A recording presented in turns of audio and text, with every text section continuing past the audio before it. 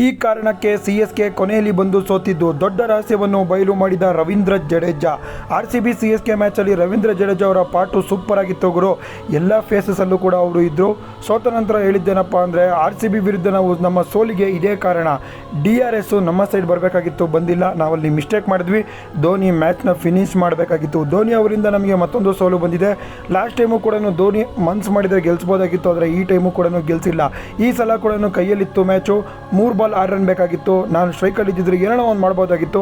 ದೂಬೇನು ಕೂಡ ಹೇಳ್ಕೊಳ್ಳೋ ರೀತಿ ಮಾಡಿಲ್ಲ. ಇದರಿಂದ ನಮಗೆ ಸೋಲು ಸಿಕ್ಕಿದೆ ಅಂತ ರವೀಂದ್ರ ಜಡೇಜಾ ಅವರು ಬಿಗ್ ಸ್ಟೇಟ್ಮೆಂಟ್ ಕೊಟ್ಟಿದ್ದಾರೆ ಅಂತಲೇ ಹೇಳ್ಬೋದು. ಪಂದ್ಯ ಸೋತ ನಂತರ RCB versus CSK high voltage match ಅಂತೂ ಸಾಕಾತ್ ಟೈಪ್ ಆಗಿತ್ತು ಗುರು. 34 ಕೋಟಿ ವೀಕ್ಷಕರು ವೀಕ್ಷಿಸಿದ್ದಾರೆ. ಬೆಂಕಿ ಅಂತಲೇ ಹೇಳ್ಬೋದು. RCB versus CSK important rivalry ಪಂದ್ಯ ಮುಗಿದಿದೆ. 2025 IPLನಲ್ಲಿ RCB ತಂಡ 2-2 ಪಂದ್ಯ ಗೆದ್ದಿದೆ. ರೊಮಾರಿಯೋ ಶೆಪರ್ಡ್ ಬೆಂಕಿ ಆರ್ಭಟ.